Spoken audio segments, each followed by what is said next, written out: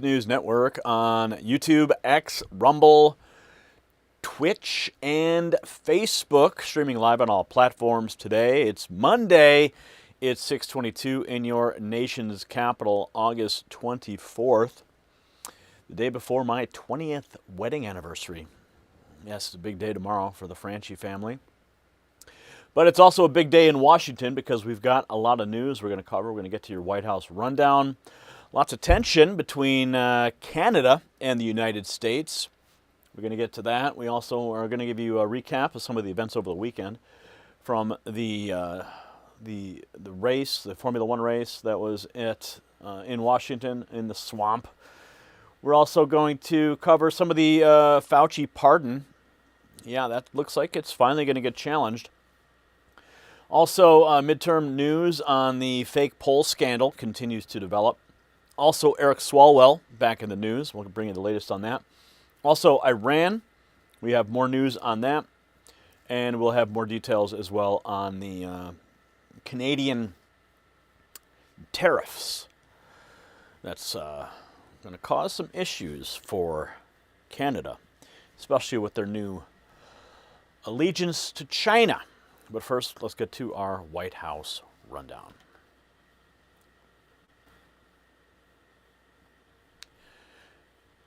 Gary Franchi here, Chief White House Correspondent for the Next News Network, bringing you everything that came out of the White House over the past 24 hours, streaming with our partners at Trump Daily Post. Treasury just launched Operation Economic Outcast, a full-spectrum campaign to sever every last economic lifeline, keeping the Iranian regime alive. Roughly 60 entities, individuals, and vessels sanctioned worldwide. We'll also walk you through the Rose Garden education event, Vice President Vance in Maine, and a new hard-line tariff drawn on Canada. Starting overnight, the White House Office of Communications released the press rotation for August 24th through the 30th. NBC and GB News on TV today, the Washington Post, and Real Clear Politics on print, NPR radio on radio, Town Hall on new media. And according to daily guidance, the President's Day opened with executive time at 8 a.m., followed by closed policy meetings in the Oval at 11 and 12:30. The Rose Garden event at 2:30 and two tele-rallies from the Oval at 6 and 7. One for the Oklahoma gubernatorial candidate, one for the South Carolina Senate. From today's pool report, Vice President JD Vance boarded Air Force 2 at Joint Base Andrews, 9:45 a.m., waved off the press and headed for Brewer, Maine, with SBA Administrator Kelly Loeffler along for the trip. Wheels down at Bangor International, 11:06, motorcade rolling out at 11:17, and back in Washington, the White House called a lid until 12:15. At Computech headquarters in Brewer, about 200 people packed a warehouse under a banner reading "Defend Our Future." Loeffler introduced him at 11:54, the vice president taking the stage a few minutes later. He spoke 31 minutes and then took questions. He backed Paul LePage for Maine's 2nd District, ripped opponent Matt Dunlap over fraud in the state, and went straight at Canada, calling it a backdoor for Chinese goods. That's right. Telling Prime Minister Mark Carney to stop exploiting the trade relationship with America. And that's not diplomatic language, that's a warning. And he boarded Air Force 2 at 12:59. Back at the White House, the pool gathered at the Palm Room doors at 2:18. Taylor Swift playing off the patio. Inside, the crowd was roughly half school children. Education Secretary Linda McMahon, House Education Chairman Tim Walberg, and Arkansas Governor Sarah Huckabee Sanders were there. Students from St. Xavier Catholic Academy led the pledge. President Trump entered at 2:37, and he promoted the tax credits for scholarship granting nonprofits and homeschooling from the Working Families Package. Praised outgoing Press Secretary Caroline Leavitt, announced that Chinese President Xi Jinping arrives in 2 weeks, and signed a bill putting whole milk back in schools. Pastor Caleb Griffith of North Carolina stood up and explained how that tax credit paid for his kids' education. Remarks were wrapped up about 3:01. Vance's aircraft landed back at Andrews at 2:49, and Marine 2 lifted off at 3:04. In a White House statement, Treasury Secretary Scott Bessent laid out Operation Economic Outcast, new sectoral sanctions on digital assets, technology, gold, aviation, and shipping with a zero leakage approach. Launder money for Tehran, you lose the U.S. dollar system. Iran rejoins the global economy, or Iran stands alone. And the education release confirms the record behind today's event, the nationwide education freedom tax credit worth up to $1,700, $500 million into charter schools, and an executive order keeping biological boys out of girls' sports. One day, parents empowered at home, Tehran boxed in abroad, and Canada told plainly that the free ride is over. President Trump is not slowing down heading into the midterms, and that's your White House rundown for today, August 24th. Now let's get back into the rest of what broke today and welcome you to the program. Great to see everybody here. We're streaming on Trump Daily Posts on X as well as Next News at Twitch and Rumble and YouTube and Facebook. And make sure if you have a choice, though, on YouTube, you can watch us in vertical or you can watch us in horizontal, whatever you prefer. We're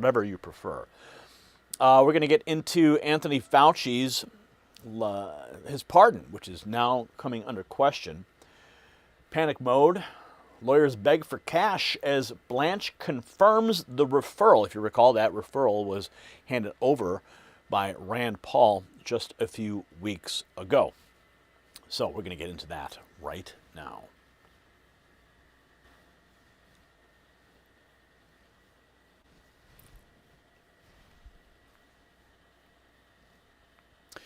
Anthony Fauci's lawyers are passing the hat for a legal defense fund. A defense fund. That's not what innocent men do, folks. And the Attorney General, Todd Blanche, just said the quiet part out loud. We got a referral. Now listen to what Blanche says his department has already charged people with destroying. You see, we've been investigating the circumstances of what that man led at his department for over a year. That's Todd Blanche. Over a year. Now Fauci's lawyers are passing a collection plate. Now I stopped on that because take a look at what Blanche says next. His department is already charging people with destroying documents. You can't investigate what somebody shredded, and that's the whole game. Now stay with me because Congressman Brandon Gill says that the private email accounts were the point, and he wants a judge to look at that auto pen pardon. You see, Fauci's lawyers are raising money for what's coming. Every American should be thinking the same way about their own money right now. Because we got the midterm elections coming up, control of Congress on the line, and markets hate uncertainty. Uncertainty breeds volatility. Between now and November could be the most volatile stretch for stock market and the economy we've seen in years. But here's the good news. Noble Gold Investments has spent over a decade helping everyday Americans protect their wealth with precious metals. Physical gold and silver you can hold to hedge the volatility. It's simple, it's easy, it's safe. Go to nextnewsgold.com or call Noble Gold at 877-646-5347 for America's 250th. Just mention my name and get a 10-ounce silver bar when you open a new qualified account. Now back to Fauci's defense fund. We're talking about private emails, not government accounts, private ones. Brandon Gill says that Fauci's team used them so Americans would never see the risks of COVID remedies that they were pushing. And that's not sloppiness, that's a plan. And Gill isn't stopping at the emails. Watch what he says about that auto pen. Let's get into it now. Dr. Fauci's lawyers, Eric Doherty, writes that they have launched a legal defense fund because they're panicking over major federal and state level investigation. They know he's cooked. Attorney General Todd Blanche on the case. Here's the remarks. A legal defense fund now. Where does this stand with you and your department? What do you guys plan to do? Because a lot of people are concerned that I was on Fauci really early, like Bobby Kennedy early. But let's talk about what we know so far. I mean, what people have uncovered just in the last month. They want not just for it to be uncovered, but they want someone to have consequences for that. Totally, and I think what I can say about that is that we've been investigating the circumstances that what that man led at his department for over a year. We've charged a couple of people with allegedly destroying documents, and that's exactly the problem. Is we want to know what happened. We can't know what happened without the documents, and so we're going to continue to investigate. The information that the Senate's uncovered over the past several months is extraordinarily troubling. We got a referral. I can't talk about any ongoing investigations, but I know. It's a big issue. Thank you for staying on it. We can. Yeah, thank you for staying on it, especially for all the people in caskets. But he won't discuss the ongoing investigation. Brandon Gill will. He wants Fauci's pardon thrown out entirely. Leading report reports that Brandon Gill calls to invalidate the pardon. That's great news, right? Not just after the pardon. He says Fauci's team ran COVID business through private email, so Americans never saw the risk. Let's listen. The most offensive portion of all of this is not just the fact that they lied to the American people, not just the fact that they deliberately withheld information, that they did so illegally, that they used private emails as opposed to official emails so that the American people didn't know what they were seeing, what the risks of some of the COVID remedies, potential remedies were. I think the most offensive part about this is that this entire time, if any American spoke out against COVID lockdowns, against the COVID vaccine, against where, or spoke openly about where COVID actually originated from, they were not only kicked off of social media, not allowed, of course, on left-wing media outlets, but oftentimes were virtually shunned from civil society for saying the things that these government officials oftentimes knew about, but were hiding from the American people. I mean, this is as tyrannical as it possibly gets. Yeah, and I was, of course, one of the subjects of that tyranny as we were constantly reporting the truth about what was going on during COVID, and one by one, video after video getting deleted. So, yeah, I know exactly what he's talking about. I'm sure you do too. But that's the cover-up. Now Gill goes after the Shield, who actually signed those auto pen pardons, and whether they will hold up in court.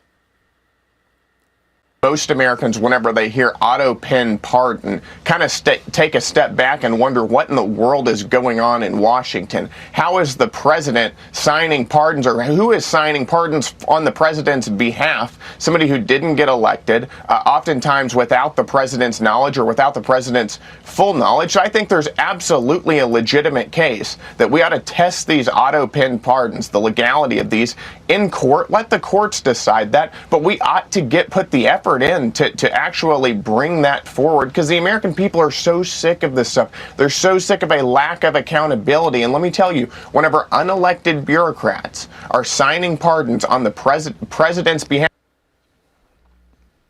From pardons to the checkbook, now Gill on $40 trillion in debt, and the $1.5 trillion Republicans already cut.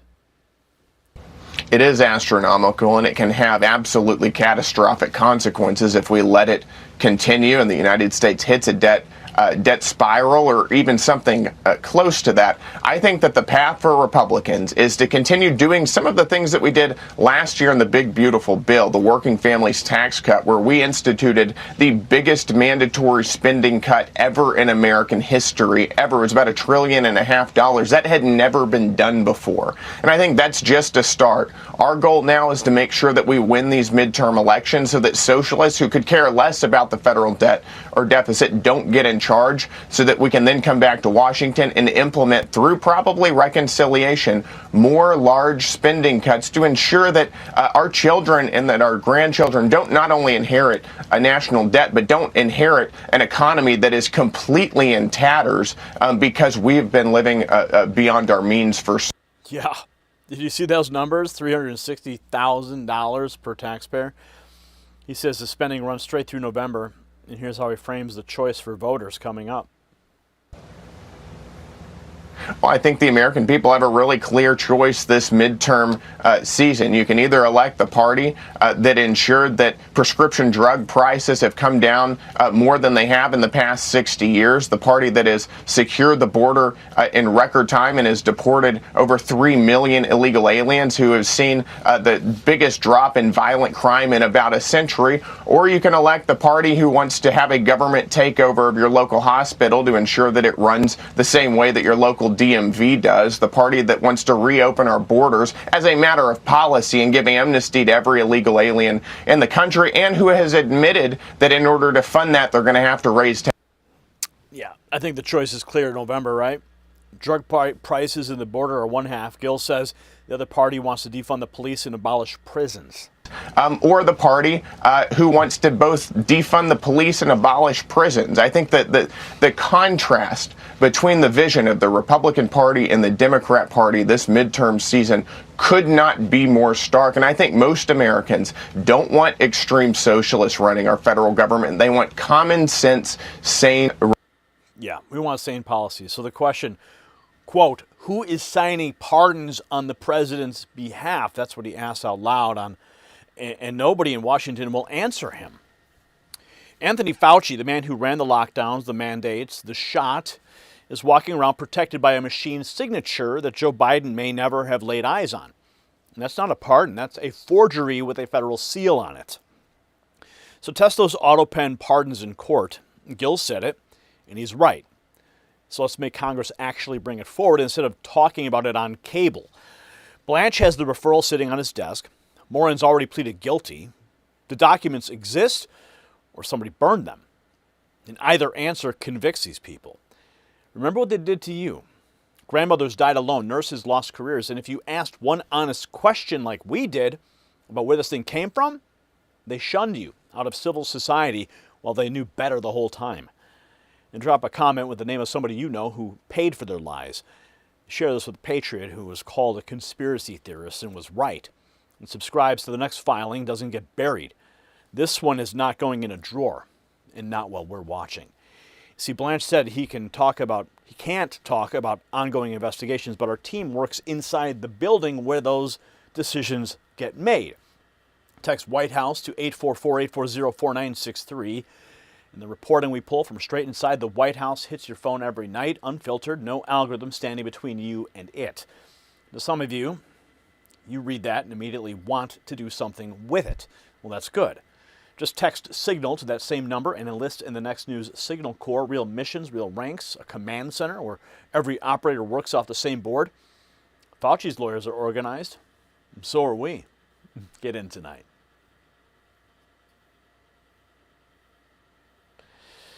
Oh, Dr. Fauci. Dr. Fauci. We want vaccines. Remember that guy? We want the ouchie because we want to not have a disease. Oh my goodness. The stuff that happened during COVID, we'll never forget it, man. I will personally never forget it. I know you guys won't either. They're going to try and sweep this under the rug. That's what they want, but no. Okay, moving into what happened over the weekend. We're going to take a look at the beast and some of the action that took place with that Formula One race in Washington, D.C. So let's get into that, my friends.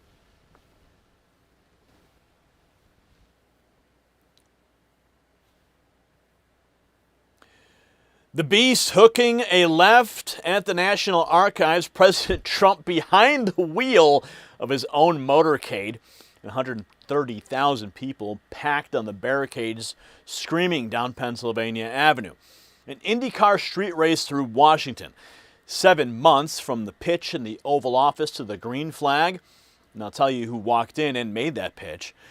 Doug Boles, who is the president of IndyCar, said the hardest part wasn't the asphalt. No. It was getting all the agencies on the same page. And that right there is Washington in one sentence. Committees, studies, 9 years, and a memo.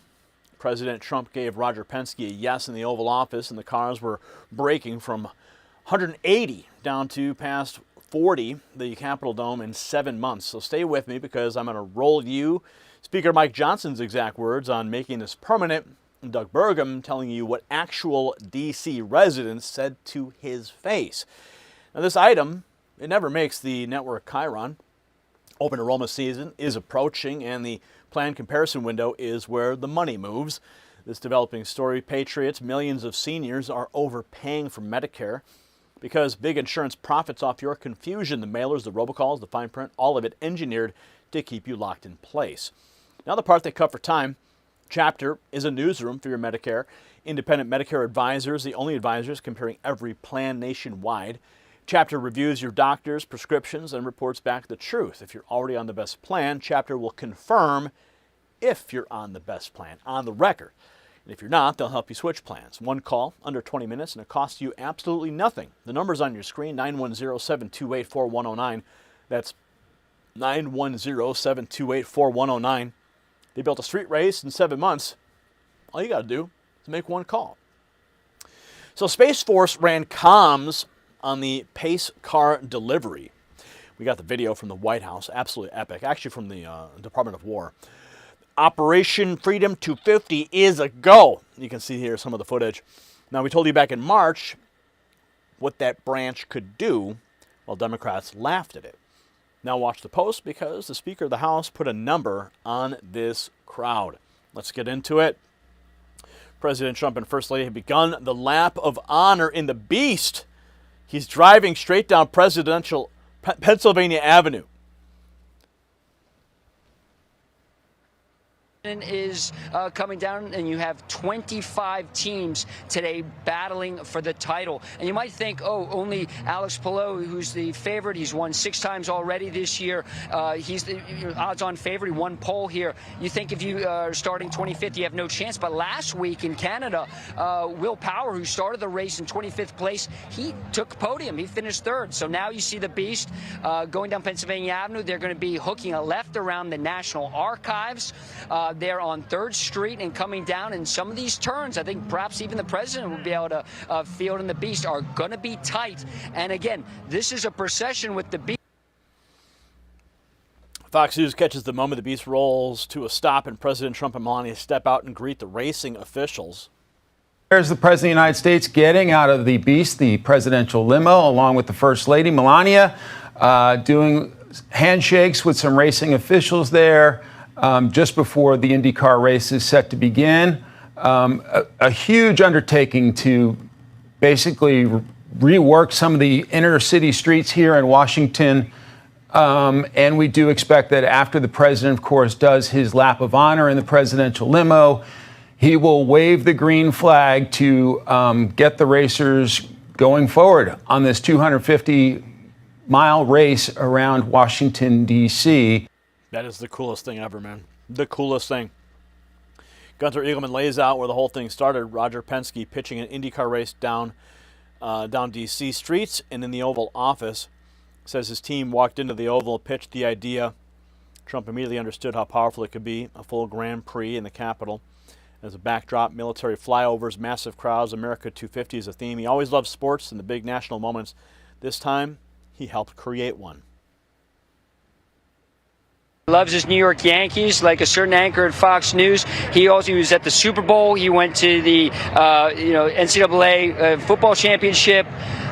The president this time is manufacturing a sporting event. This was his vision. Maybe he didn't come up with the idea first, but when pitched on the idea, when Fox Sports, when Roger Penske and the Penske team, Penske Entertainment, came to the Oval Office and said this could be really cool, the president recognized immediately how successful this could be and how awesome this could be. What a way to end the summer here in the nation's capital. And there's no question, Mike, the weather is playing a big factor in this. It'd be a much different story, right, if it was pouring rain, flyovers canceled, sitting here in rain gear, right? Probably try to see if there's any more room next to you in the studio. Now, for the people out here, there's no other place they'd rather be. They want to see IndyCar racing.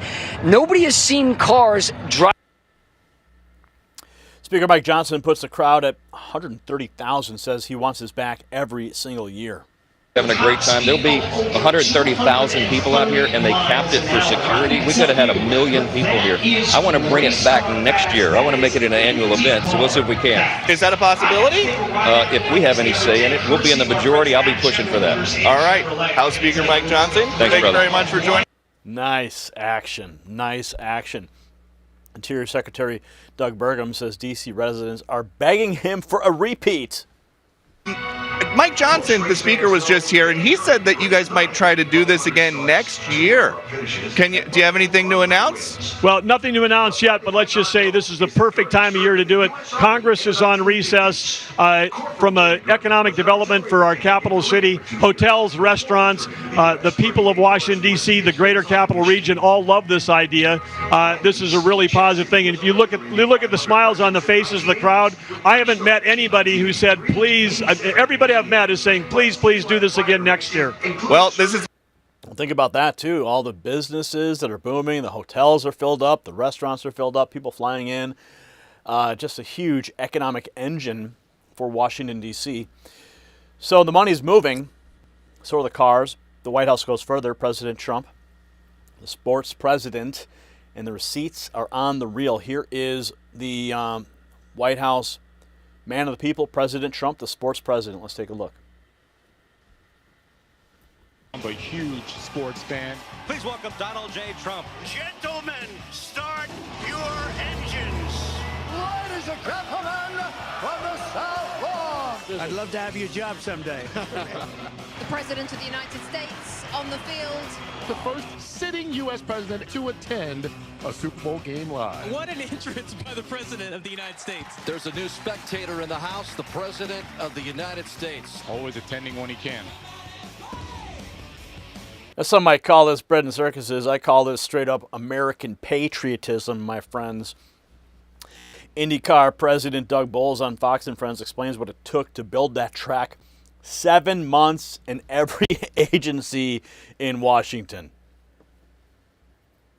Sat with Doug Boles, the president of IndyCar. Doug, thanks for being here and bringing us the coolest race to the nation's capital. How hard was it? It was pretty difficult just to get all the agencies and all the different people that involved together to get them all on the same page. But once we all got communicating, that was good. Got over that hurdle, and then building this racetrack over the last 7 months has been pretty challenging, but pretty amazing. Looks beautiful. Pretty excited to be here.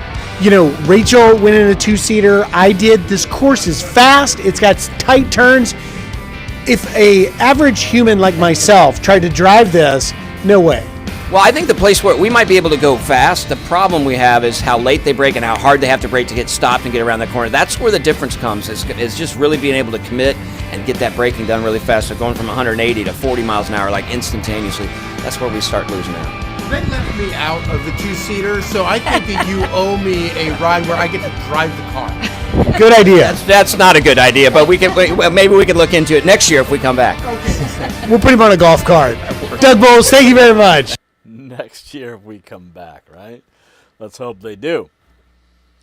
Back on the broadcast, a live look at the beast on the circuit. And Helio Castroneves has thoughts on how fast that limo can actually move. The Beast, you heard the president talking about his plans. He will be in a special location, of course, watching this race along with us after greeting the drivers. The motorcade. Elio, if you had to drive the Beast, I wonder with those, I guess those guys, I don't know how fast they have to go. In the movies, we see them like, tearing doing everything, right? Yeah. So I think it's a little bit heavy, in terms of how fast you want to go, but... Of course, the Beast is heavy. It's armored. Danica Patrick knows the Beast up close. She's ridden with Secret Service detail. She explains why they don't soup it up. That they're armored and they have all this. Well, I've ridden things. with Secret Service detail I'm friends with a few people in D.C.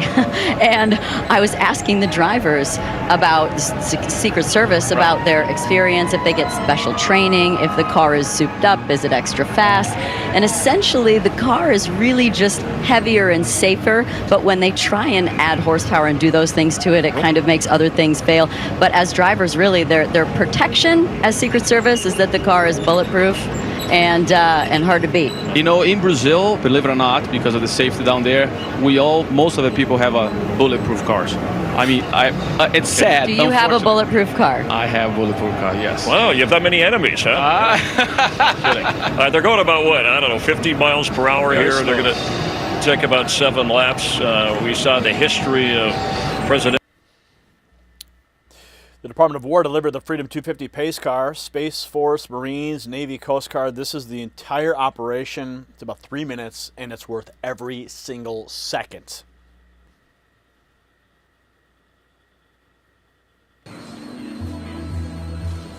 This is the United States Space Force looking for all parties to confirm Operation Freedom 250. Roger, Space Force. Marines in place, standing by. Oh, my bad.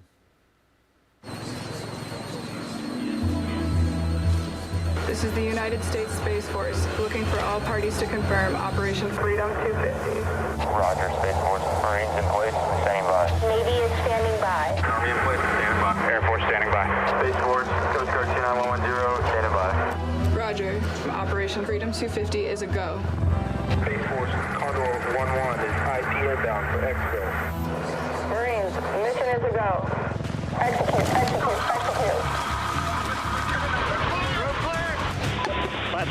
Last man down. Move. All players. All flight is inbound. 1-3 breakdown.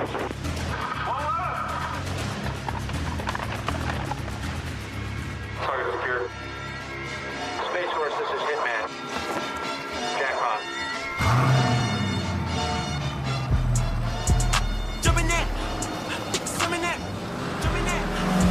Condor 1-1, this is Space Force. Update mission status. This is Condor 1-1. We are egressing for delivery to the United States Navy. Roger, Condor 1-1. Prepare for delivery. All right, boys. 119.85. Flight Roger that, contact Andrew Tower, 18-4. Okay, yep, Roger. All players, all flights inbound. Proceed to the drop zone. 30 seconds.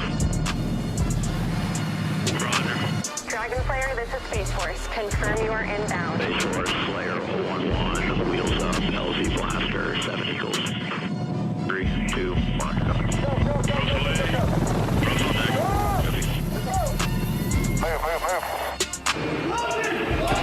Gather Strike Force. Package is secure and on delivery to the United States Army. Roger, Tomcatter. Army, you're a go. Space Force, this is Able 7. We are on the move. Smoke in sight. LZ identified. Flight inbound. Loud and clear, Able 7. Secure LZ and stand by for heavy 1-1 drop-off. Descend via the Raven 9 arrival, Southwest 3650.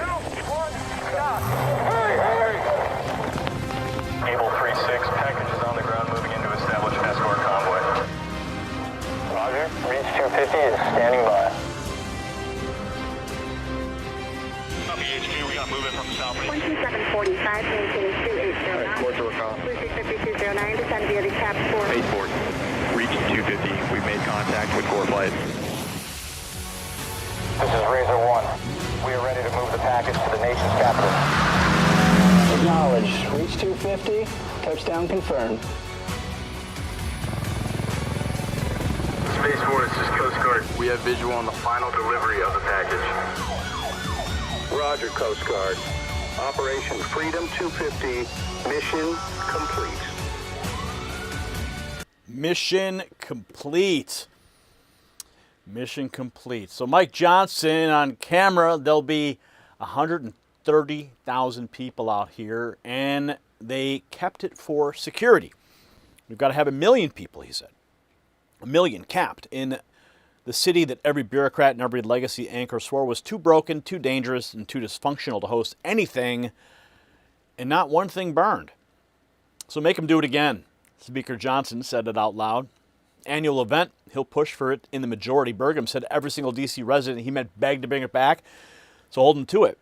Right now, in the comments, loud enough, the same paper pushers who slow walk those street closures for 7 months don't spend the next 11 writing reasons it can't happen. And share this with the people who told you the Capitol was a lost cause, and subscribe so you see who tries to kill it first. President Trump didn't fix Washington with a study, he fixed it with a yes. And the crowd on Pennsylvania Avenue was the receipt. So Roger Penske got his answer inside the Oval Office. You can get yours from inside that building too. Just text White House to 844-840-4963. And Next News Network's credential team drops what we pull off the ground right there onto your phone every night, including the stuff the broadcast can't carry. Now, if watching the win isn't enough and you want a job in this fight, text Signal to that same number and enlist in the Next News Signal Corps. Real assignments, real ranks, a command center built for patriots who move. Yes, the green flag is out, so let's go.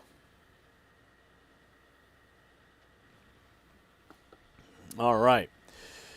That was our recap of the big race this weekend. Now we're going to go into the fake polling scandal. More information coming to surface about that. Trying to manipulate the public before the midterms.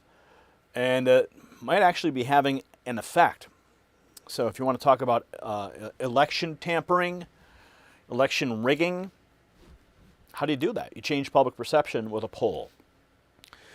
So let's go ahead and get into that. We'll also be talking about the latest from Swalwell, Iran, and the new spat with Canada that is happening as we speak.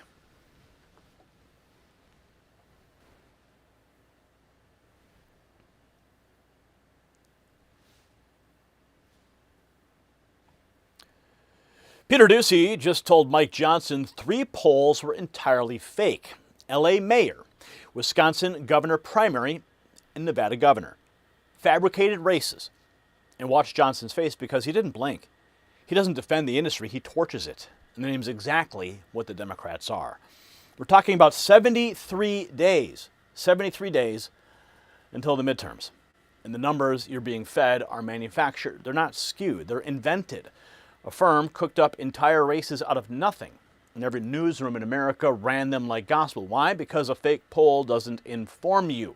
It demoralizes you. It makes you stay home, and that's the whole product. And coming up, I'm rolling Johnson's exact answer to Doocy, the word he used for the Democrat Party, and his one-word response when Doocy asked if Republicans hold the House with Iran still going on. We'll also bring you a new arrest in an attempt to assassinate President Trump. But we're 73 days out with 3 fabricated polls already in the bloodstream. Nobody honest can tell you what November looks like, and markets hate uncertainty. So here's what I know.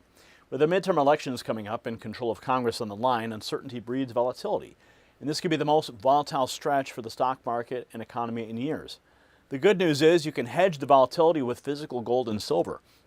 Noble Gold Investments has spent over a decade helping everyday Americans protect their wealth with precious metals. It's simple, easy, and safe. Go to nextnewsgold.com or call Noble Gold at 877-646-5347. And for America's 250th, just mention my name. We'll send you a 10-ounce silver bar when you open a new qualified account. Don't let Election Day arrive without a plan. Now back to those fake numbers. What are we talking about here? Quote, I'm not running on polls. In fact, I dismissed most of them. That's the Speaker of the House, not a podcaster, not us. Now let that sit for just a second. The man counting the seats just told you the scoreboard is fiction. And then he named the enemy. Let's get into it. Fox News' Peter Doocy talking about the LA mayor's race, Wisconsin primary, Nevada governor, all fake. Listen. Of the LA mayor's race, the Wisconsin primary for governor, and the Nevada governor's race turned out to be entirely fake. How are you going to convince people to believe your polls? Well, I'm not running on polls. In fact, I dismiss most of them because we've learned over the last several cycles they're not accurate. What I'm going on is my bird's eye view of being in these districts around the country, traveling nonstop. I've been from Alaska to South Florida, California to New York, all points in between. I'm telling you, there's an energy on the ground. People understand. We cannot turn the greatest nation in the history of the world over to communist. And that's the ballot, that's the question, that's the contrast that we have less than 75 days from today. Less than 75 days. President Trump has a name for what's happening here. He calls them demoralization operations. He says the real numbers tell a different story. President Trump posting to Truth Social, the radical left Democrats are going crazy with fake polls. They're putting them out at levels never seen before. They're called demoralization operations, where they try to demoralize Republicans so they don't go out and vote. The actual polls are tremendous, and the spirit of our country has never been higher. We're winning against everyone, including Iran, whose country is in economic and military death spiral. Thank you for your attention to this matter, President Donald J. Trump. Now, Doocy wasn't done with the speaker. Next question, can Republicans hold the House with the Iran war still going on in November? Republicans, though, win and hold control of the House if the Iran war is still going on in November. Absolutely. It would be helpful to get that thing resolved in the next 73 days, but if it's not, we're still going to win. People know we took the head off the snake. We had to make sure the largest state sponsor of terrorism does not have a nuclear weapon. That was an objective of every administration for the last 50 years. Donald Trump did it, and now we got to resolve that. I think we're going to get into a new phase here very soon, but we still have oil being transported through the Strait of Hormuz. We had 80 million barrels or something, I think, on Tuesday alone. So this is, we're getting the job done step by step. You can't trust the Iranians on the other side of the negotiating table. That's the challenge. But I believe our allied nations are going to assist in the next phase as we'll get this finished. Different story now. The FBI just arrested the man who posted a video telling people to grab guns and rush the White House. Yes, FAFO moment. He has been arrested by the FBI barely 1 day after getting exposed for plotting to assassinate President Trump and Secret Service. Lives of TikTok breaking it. And we have the horrifying video. And this is, of course, is for context. For all the YouTube minders out there, we're not advocating any of this. This is a news program where we have to present the context for the viewers to understand exactly what has happened and the with respect to this FBI arrest. Fucking retarded. Y'all are all pussies. Y'all are all stupid. It is as simple as we all grab guns. We all group together. And we all rush the White House and actually kill Trump and all of Secret Service. We aren't doing this pussy shit before where we just storm it. No, we are killing.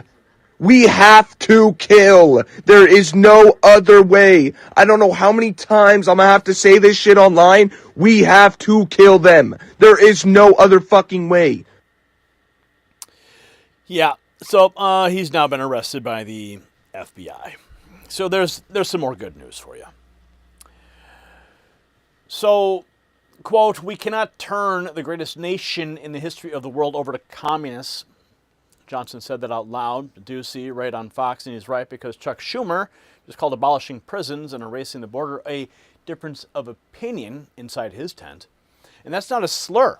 No, it's not. Not a slur at all. That is where we are 73 days out.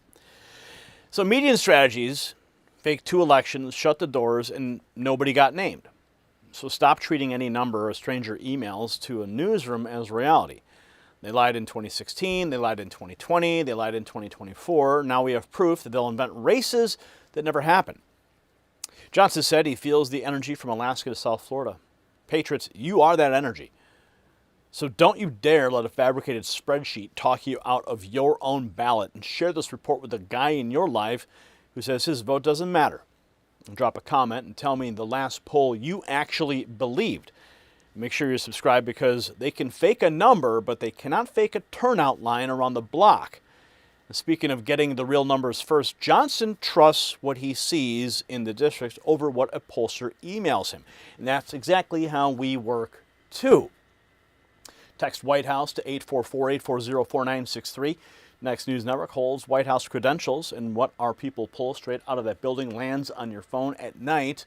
No algorithm standing in the middle deciding what you're allowed to see. And of course, reading it is round 1. Round 2 is texting Signal to that same number, enlisting in the Next News Signal Corps, taking real assignments, earning real rank, and reporting to a command center built for the next 73 days. Get in tonight.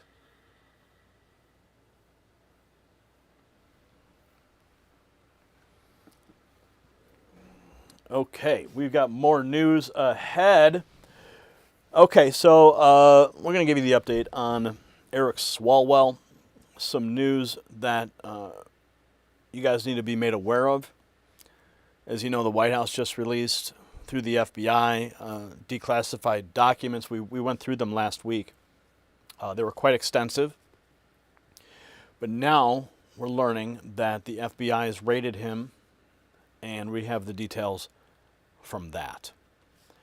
Then we're going to get into Iran and the scandal that is erupting with Canada right now. Our friendly neighbors to the north, not so friendly anymore.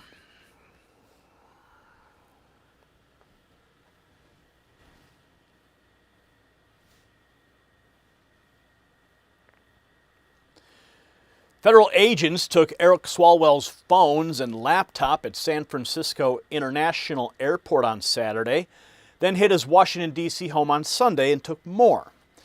He was not detained, he wasn't arrested, walked right out of that airport. In that same weekend, declassified memos landed with a name on them, and we've been tracking it since April. That name is Fang Fang. 5 straight years the man sat on the House Permanent Select Committee on Intelligence, calling President Trump a Russian asset, while the FBI held evidence that he took illegal donations from a suspected Chinese spy.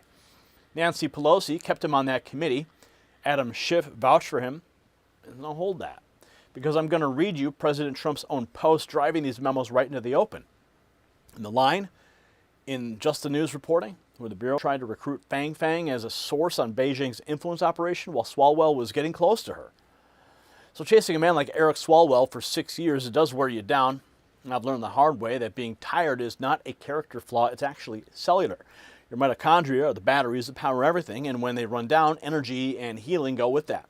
That's what pulled me right into red and near-infrared light therapy. Studies show it's one of the most well-researched tools out there. It helps cells produce more energy, reduces cellular level stress, and supports natural repair processes. Health journalist Jonathan Otto walked me through the science, and I went all in with Red Life, that's his company. 9 clinically studied wavelengths, dual chip technology, twice the power of standard devices, built to actually work. They're built like tanks. I have a couple devices thanks to Jonathan. Go to myredlight.com/NNN. Use NNN Rep 25 for individual items, NNN Rep 30 for bundles. That's 30% off bundles, 25% off individual devices. Stock is limited. Link in the description. Now let's get back to Swalwell. Quote, the FBI is not commenting. That's the line in the Fox report. Swalwell's attorney, no response either. 2 women went public with sexual misconduct allegations against him. Agents grabbed his devices in the airport, and nobody on his side will say a word. Now watch Pastor Darrell Scott react to it in this report. President Trump dropping FBI evidence. Swalwell got illegal donations from suspected Chinese spy. Bombshell memo show Swalwell is cooked. President Trump posting this on Truth Social. Let's get to that. This is what he posted. President Trump amplifying the bad news for Swalwell as well as Fox News. Has seized former Congressman Eric Swalwell's electronics, and this happened on Saturday. They took those electronics from him at San Francisco International Airport on Saturday and then from his Washington, D.C. home on Sunday. Eric Swalwell was not detained or arrested, and we're told the federal investigation involves sexual misconduct allegations against him. 2 women who have spoken publicly about sex misconduct. Oof. Yeah, I know it's hard to say. Now the declassified memos are out. We ran through them last week. Gunther Eagleman lays out the money trail from Fang Fang straight to Swalwell's campaign. FBI had evidence that Swalwell took illegal donations from a suspected Chinese spy. The memos dropped. They even tried to recruit the spy as a source on Chinese influence operations while Swalwell was getting close to her. Not a conspiracy theory. Here's more from that post from President Trump on Truth Social. FBI had evidence Swalwell got illegal donations from suspected Chinese spy. Bombshell memos show. That's from Just the News. President Trump amplifying. Stephen Miller went even further on Jesse Waters. He says the donations aren't the story, the blackmail file is. President said anything about Swalwell? I don't know if he said anything. Has he been following that? Why, has he had a bad week, Jesse? I haven't been watching. He might be busy with bigger matters of war and peace. Couldn't have happened to a better person. But look, here's the most important thing if we have 10 seconds on this, and I'm sure you would agree with this. The most important part about this story, and look, Swalwell is a scumbag. He is a terrible person, the worst of the worst, the lowest of the low, the most dishonest and the most dishonest. But the real story here is how the Democrat Party controls its members through blackmail. It's got a blackmail file on all of its politicians, and it uses them to leverage and control them until it's time to release it. That is how sick and twisted the Democrat Party is. That's the next thread we've got to pull out here, Jesse. All right, it's a danger. Miller says the Democrat Party holds the leverage until it's ready to use it. Here's more. The FBI served Eric Swalwell with a search warrant at the San Francisco airport, seizing his phone and electronics. Agents armed with additional court-approved search warrants and entered his house in D.C. on Sunday, seizing additional undisclosed potential evidence. At least 4 women have made sexual misconduct allegations, including a former staffer who claimed the married politician raped her twice when she was too intoxicated to consent in 2019 and 2024. Also now confirming it has opened an investigation into the rape and sexual assault allegations against Eric Swalwell. Yeah. And President Trump, of course, amplifying those charges through Truth Social. We already covered that. Okay, yeah, here we go. Now here's Pastor Darrell Scott. Reverend James Davis discussed Swalwell getting his electronics seized by the FBI with all of his previous controversies. Real America's Voice. Again. Boy. E-Money. No, you know what? I ain't going to call him E-Money. I'm going to call him E-Honey Pot Swalwell. They raided his crib, man, and jammed him up. Peep gang. Breaking news, we have just learned that the FBI has seized former Congressman Eric Swalwell's electronics, and this happened on Saturday. They took those electronics from him at San Francisco International Airport on Saturday and then from his Washington, D.C. home on Sunday. Eric Swalwell was not detained or arrested, and we're told the federal investigation involves sexual misconduct allegations against him. 2 women who have spoken publicly about sex misconduct allegations against Swalwell we know about. The FBI is not commenting further details on this case, and Fox News has contacted Swalwell's attorney. We're waiting to hear back. James? Oh, he got his thing in a sling. He got a whole lot going on right now. And it might be this sexual stuff, but, you know, he had that intelligence stuff. He had Fang. He got a lot of stuff that was hanging out there. And I think Trump has, you know, a list of well, if he does it, this Justice Department sure does. And now they got his cell phone. I feel for him because they're going to go through it. And we're going to see what happens in the months to come. This guy goes from a future presidential candidate. Literally. To doggone about to be on the Predator perp walk. He going to be sitting in civil court getting sued. That's the smackdown right there. Calls him E-Honeypot. He laughs. Honestly, a laugh is the sound of a country that stopped pretending this man was ever credible. Every accusation Eric Swalwell threw at President Trump was a confession about the operative bundling cash inside his own network. Indict him. Devices in an evidence locker is not justice. Justice is a grand jury, a courtroom, and a sentence. Back in August, we walked you through that FBI file page by page, all the way to the objective typed in plain English: indict and arrest a sitting United States congressman. Result not met. Not met, my friends. That was the Bureau under Obama and Biden. So here's what we do. The powerful are betting we get bored and wander off. We don't get bored. Call the roll. Pelosi kept him on intelligence. Schiff vouched for him. And every one of them owns this. Now share this so nobody forgets the names, and drop in the comments who you think gets charged first, because the file is still open. And Eric Swalwell's phones are sitting in federal custody right now. And the next move on this comes out of Washington. So let's get you closer to it. Text White House to 844-840-4963, and our credentialed team inside that building sends what we see straight to your phone at night ahead of the herd, past whatever YouTube feels like burying. Now, reading it is one thing. Some of you want the actual assignment. You want to take action. Well, text Signal to the very same number on your screen and enlist in the Next News Signal Corps. Real missions, ranks you earn, and a command center where patriots actually move this fight forward. So jump in tonight, patriots.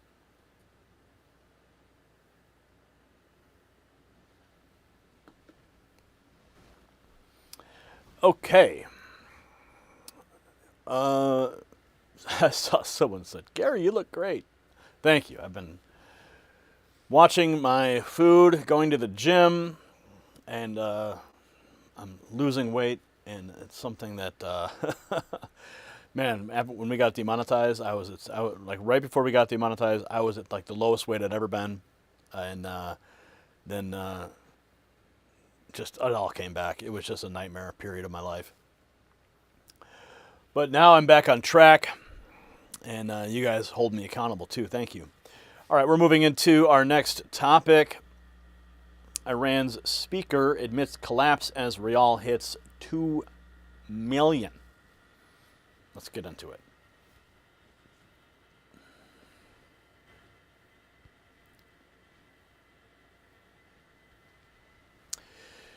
$2 million rial to $1 American dollar. That's Iran's currency this morning. President Trump posted 5 words. Iran is completely collapsing. And he was just reading the ticker. Now watch Tehran's own parliament himself say it. We are hungry. We cannot survive. Now Scott Bessent, he called it an economic D-Day, the greatest financial offensive ever marshaled against an adversary. It launches at dawn.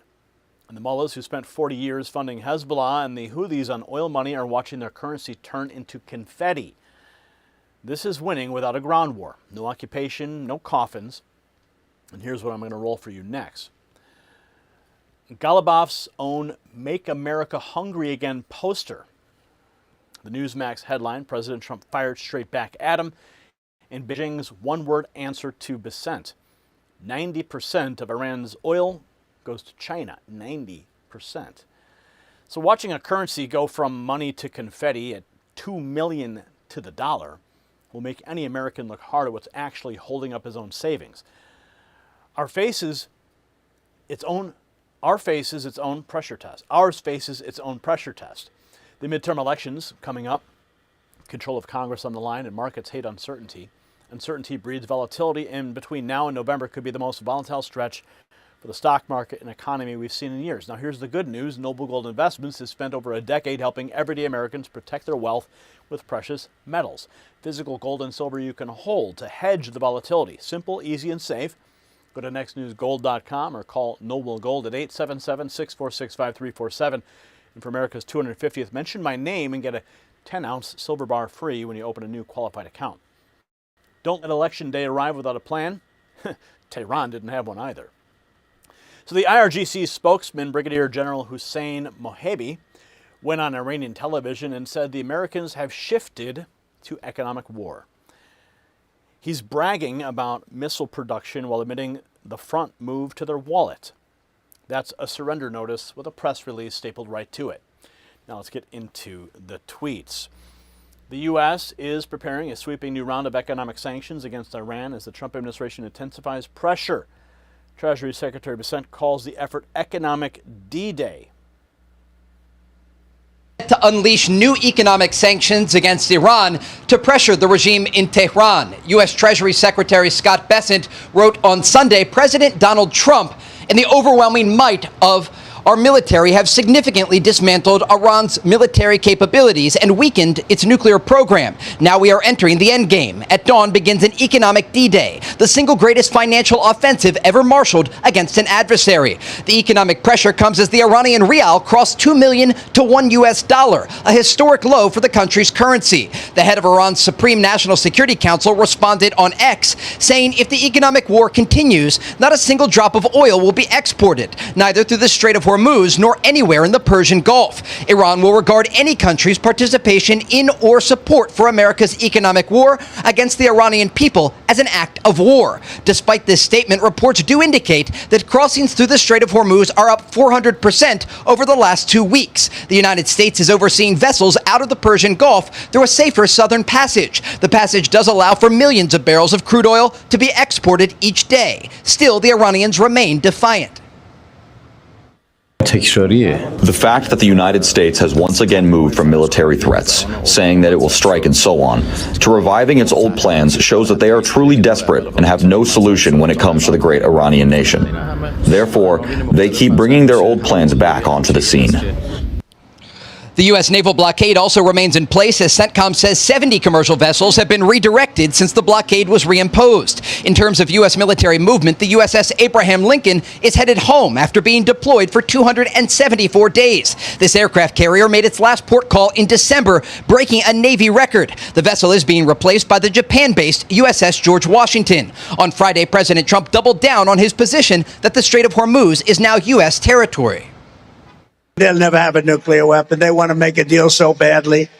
We don't even know if we want, because I view the Strait of Hormuz as an American territory right now. It's an American territory. The question remains, will this economic pressure lead to a new deal or a return to combat? So the real past 2 million to the dollar. President Trump puts in 4 words on Truth Social. Iran is completely collapsing. That's the president's read. Now here's CBS on Treasury Secretary Bessent stepping to the podium. Is set to announce new sanctions against Iran. And then we have this. Beijing up to 90% of Iran's oil, and Bessent wants their help. China's answer in short was no. China doesn't sound too happy about Trump's economic D-Day. The U.S. is expected to announce sanctions today, and countries still doing business with Iran will get hit too. That's obviously including China, who buys up 90% of Iran's oil exports. Bessent is promising the toughest sanctions in history and wants Beijing to help pressure Iran. China's response, basically no. Beijing says it will protect its own interests and warned that piling on more sanctions isn't going to fix anything. So the pressure lands on Tehran anyway. Real America's Voice gives us a peek inside the room for that announcement that happened today. This is right before the big announcement. We'll have the remarks in just a second here, but give you kind of some color on the room.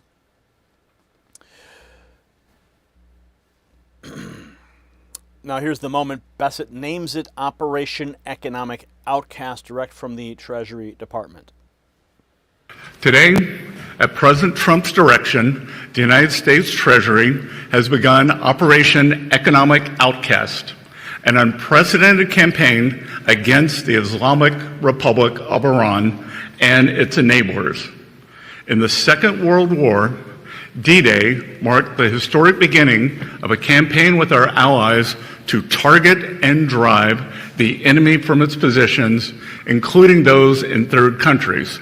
Today, in that same spirit, we are launching an economic onslaught against Iran's financial connections around the globe. Our objective is to sever every economic lifeline that sustains this tyrannical regime until Tehran stands alone. Wow. He lays out the choice for Tehran next, and there are only 2 doors. Iran now faces a very clear choice with only 2 paths before them: complete global isolation and a subsistence economy, or a path back to normalcy with an opportunity to rejoin the global economy. Today, we are launching Operation Economic Outcast to foreclose every other option available to the Iranian regime.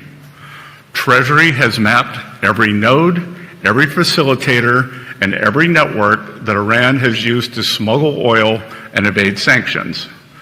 Beginning today, the actions of Treasury and other agencies will tighten the noose and block every potential source of revenue that funds the IRGC and the evil Iranian regime. We are enforcing a zero-leakage approach. There will be no minimal breathing space for the regime to rebuild its capacity to inflict terror against America and the world. The White House puts its own stamp on it, calling this the single greatest financial offensive ever mounted against an adversary. Operation Economic Outcast unleashed, an unprecedented campaign to sever every remaining economic lifeline sustaining Iran. America's entering the end game with the single greatest financial offensive ever mounted against an adversary. Operation Economic Outcast, announced by the White House as well.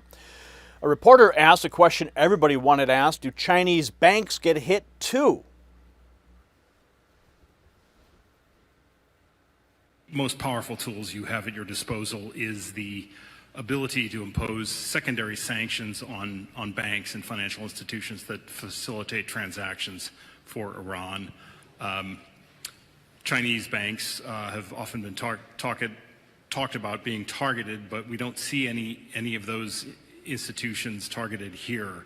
Is that something that is coming in this campaign, or is the very delicate trade truce with China something that could prohibit you from going that far and taking that very big step? We want to make clear here today that no one is above the reach of U.S. sanctions. That if they facilitate transactions and are part of the ecosystem that turns Iranian oil into money, into repression, they will be targeted. We find that the best way to engage with countries is through quiet diplomacy, and we are level setting with every country to tell them our expectations. We know who they are, they know who they are, so when the hammer of U.S. Treasury actions falls upon them, they will have no one to blame but themselves. Wow. That's the hammer. Now watch Iran's parliament speaker, Ghalibaf, try to flip it around with a Make America Hungry Again graphic. Iran's speaker in parliament, Make America Hungry Again. You can't cover up defeats with false claims. Make America Hungry Again. 47 million Americans face hunger every day. Food insecurity exists in every country in America, every county in America. Yeah, that's what they're putting out there in Iran.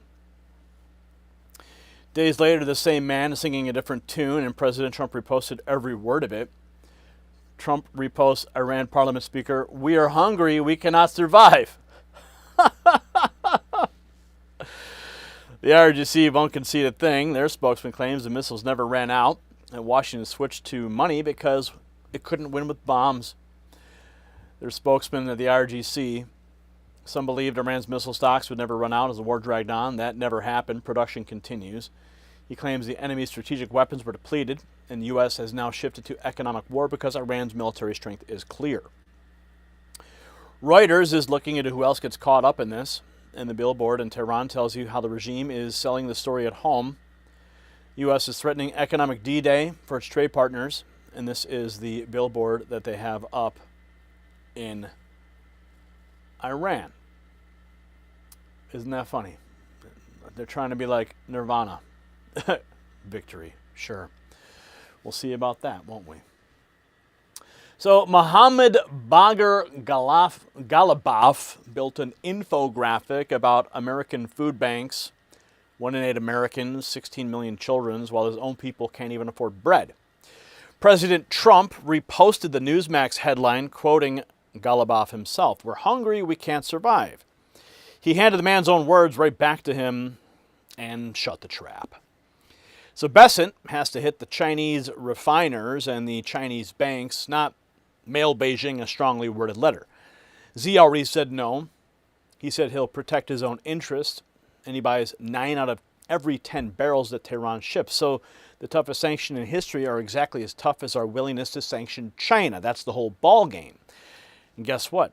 Xi is coming to the United States in 2 weeks.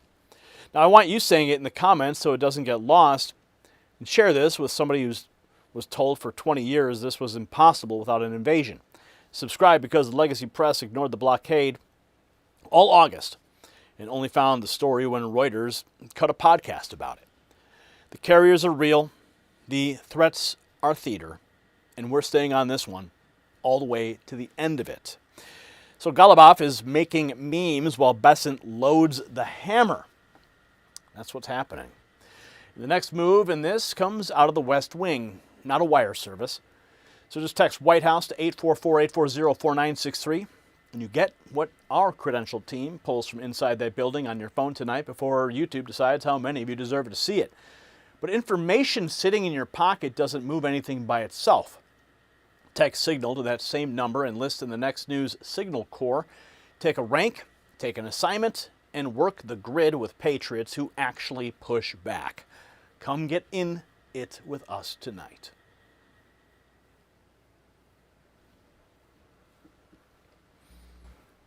All right.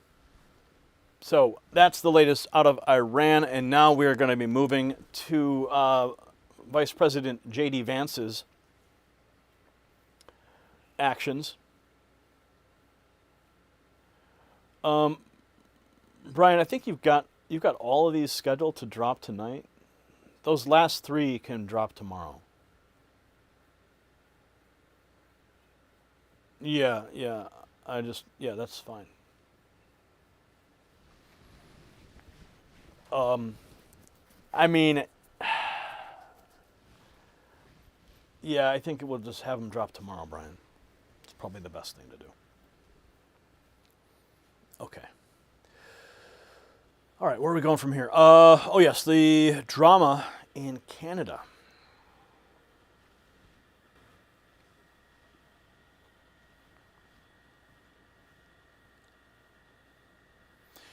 A Maine dairy farmer sends butter into Canada and pays a 250% tariff. Canadian butter comes into Maine at 0. Vice President JD Vance said that number out loud, and then Mark Carney walked into the last round of talks and blew the entire deal up. Now listen to how Carney explained at the podium. 0% going north to south. 250% going the other way. It's not a trade disagreement. That's a shakedown, and Ottawa ran it for decades because nobody in Washington ever said the word no. Vance said it. Now watch what happens. I'm going to roll you the Vance clip where he calls Canada and China the 2 worst countries in the world on trade, and then I'm going to play you Mark Carney at the podium admitting on camera in his own words that the momentum reversed and he could not accept what America offered.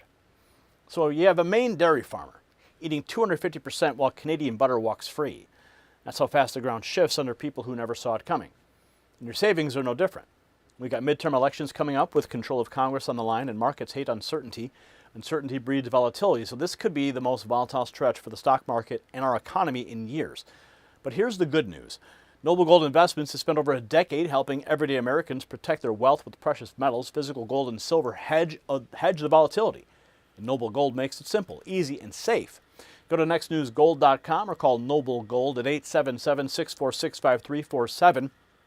For America's 250th, mention my name and get a 10-ounce silver bar for free when you open a new qualified account. Don't let Election Day arrive without a plan. Now let's get back to Ottawa. So Canada treats Chinese goods better than it treats goods from people of Maine. Vance called it insanity. His word, not mine.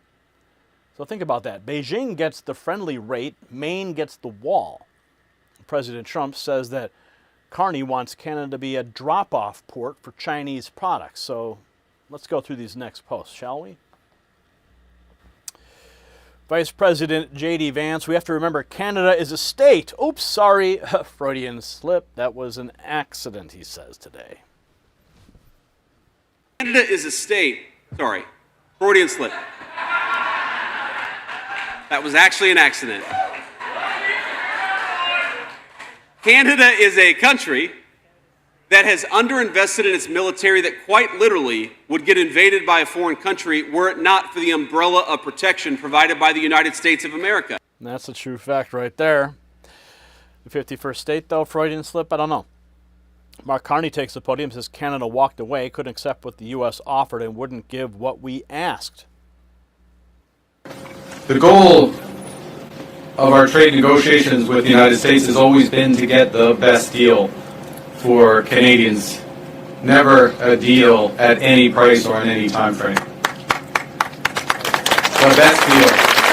Le meilleur accord pour les travailleurs des familles du Québec. Well, we made progress, we did make some progress in recent weeks. In the end, that momentum reversed. and we could not accept what the U.S. had offered, nor could we give what they asked. And by standing up for our values and focusing on what we can control, we will build un Quebec fort in Canada for all too. Now,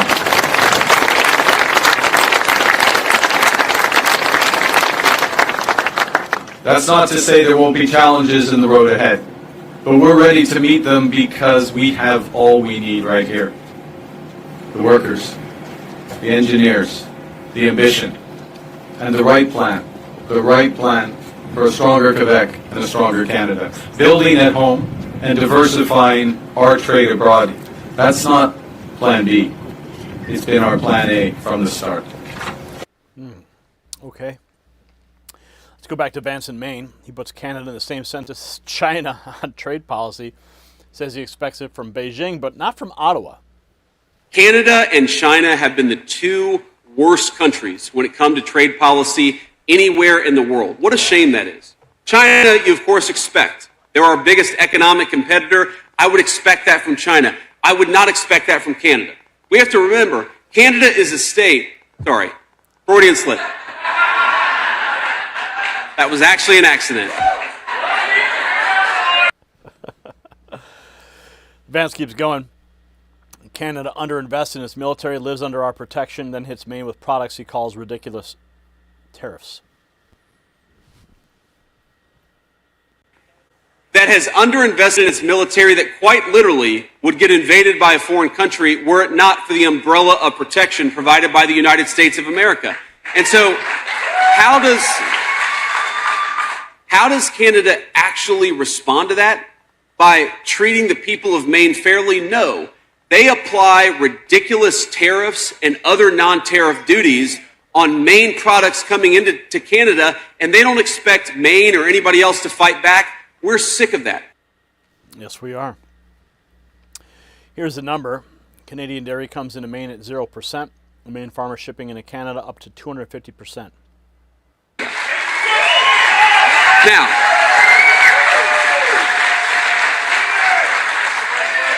and let me just give you a very, very simple and concrete example. If you buy dairy, cheese, butter, milk that comes from Canada into Maine, you probably are buying a product that has 0% tariffs on it. Okay? And by the way, if Canada applied 0%, that would be one thing. But you know, if a Maine farmer sends dairy products into Canada, they could be paying as much as a 250% tariff. Now, how is it fair to the farmers of Maine? 250% on our farmers, 0 on theirs. Now Vance explains where Canada ranks against communist China. Percent when the Canadian farmers pay nothing. That unfairness is something that we just have to fix. And here's what happened with the most recent round of negotiations. They're still ongoing, and I want to be respectful of the process. But we know that Canada allows itself to be used as a backdoor for Chinese goods. They treat Chinese goods more fairly than they do the goods that come from the people of Maine. It's insanity. And what we've said to Canada is stop it. Apply a basic principle of fairness to the trade that you're doing between North Dakota. Then the message to Carney directly, he says he thought there was a deal until the last minute demands landed. Happened at the very end as they came in with a bunch of unreasonable last minute demands. I frankly thought we had a deal. I think that we should have a deal, but I think that we need to send a message loud and clear to the Prime Minister of Canada. Stop taking advantage of the people of Maine. Stop taking advantage of America. It's over. We expect fairness. Carney's answered all of it. 20 trade and security deals across 5 continents and a UAE deal done in 47 days. Now, diversifying trade is also fundamental to building a stronger, a more independent, and a more resilient country. Over the last year alone, Canada has signed more than 20 trade and security deals across 5 continents. We completed our most recent trade deal with the United Arab Emirates in a record 47 days. Carney's not finished. Tariff-free access to 1.5 billion consumers, doubling that through the ASEAN and India and EU talks starting this fall. Canadian businesses now enjoy tariff-free access to 1.5 billion consumers. Over the next 6 months, we will double that number through new trade deals with ASEAN and India. This fall, we will begin intense discussions with the European Union, the world's second largest economy, to build a much stronger and deeper economic and security partnership. Jim Paff says that's the real story here. Trump halted all negotiations over Canada becoming a drop-off port for Chinese goods, and Paff argues Canada already picked a side. The only way China could have a military option against the U.S. is to have allies on the North American continent. Canada, under Mark Carney, has just signaled they're willing to make that alliance, and apparently they already have. On Truth Social, if Governor Carney thinks that he's going to make Canada a drop-off port for China to send goods and products into the United States, he is sorely mistaken. And it's not going to work out well for Canada. They were foolish to do it. And so I said we're going to stop all negotiations with Canada right now until they straighten out their act. And we have all the cards. We have every single one. We don't want to do anything bad, but they have, economically, we have such power over Canada. Well, folks, this is it. Canada just picked a side. And to no one's surprise, it wasn't the people's. It wasn't Canadians, and it definitely wasn't Albertans. It was communist China. Trump is saying it out loud at this point. China will eat Canada alive, devour its businesses, undermine its economy, and use Canada as a tool against the United States, to Canada's detriment, by the way. And whether you like Trump or not, this part is objectively true. China does not do friendship deals. China does leverage. China does control. China does dependency. And Ottawa is walking straight into it. But maybe that's the plan. Maybe that is Mark Carney's plan. Beijing, Canada's greatest security threat. That was during the election. Despite this, within a year, he signed a memorandum of understanding with Communist China as it relates to security matters. I have been asking for that memorandum of understanding for over 5 months. The minister, the prime minister have refused to disclose it. When will they produce the memorandum of understanding that was signed with Communist China? I cannot speak to the specifics of what is in the MOU based on obviously an agreement with our partner, in that particular case, Chinese law enforcement, that we would not disclose anything in the agreement without their permission. China will eat Canada. Wow. Wow. Do you hear that? Unbelievable.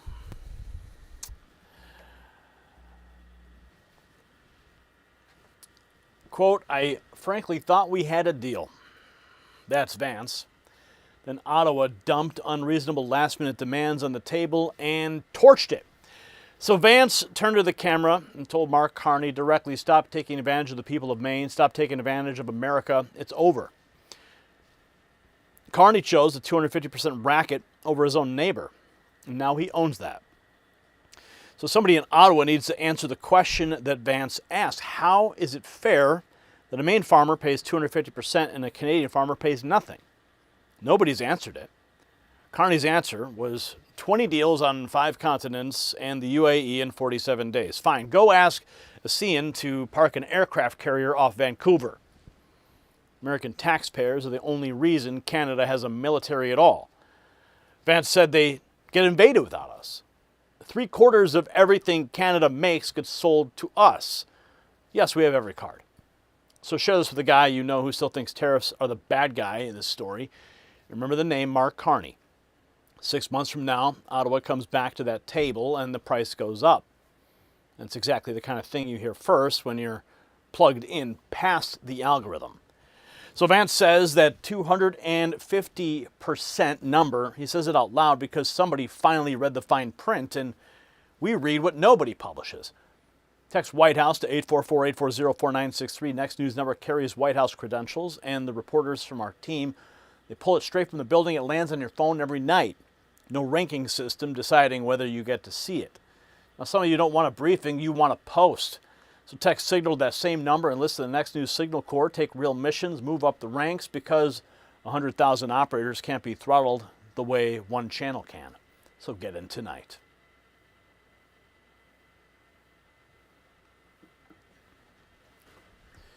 All right, folks, that is a wrap for Between the Headlines tonight on the Next News Network. We've got some new format videos. Next News Ninjas have been dropped on the channel this morning. If you haven't seen them, check them out. You'll find them on the video page on our YouTube channel. Special thanks to Todd over at Trump Daily Posts for helping us organize those and for being our streaming partner here on X as well as on YouTube, where we're also streaming in vertical and horizontal, streaming at Next News on X as well, Rumble and Twitch and Facebook. So love you guys. Thank you for joining us. Now tomorrow is my 20th wedding anniversary. So as you may imagine, there might not be a show tomorrow night. So 20 years. Amazing. Well, you know what that means, guys. I love you. Maybe we'll be here tomorrow. Maybe we won't. But if either way, we'll be here on Wednesday. I love you guys. Have a good night.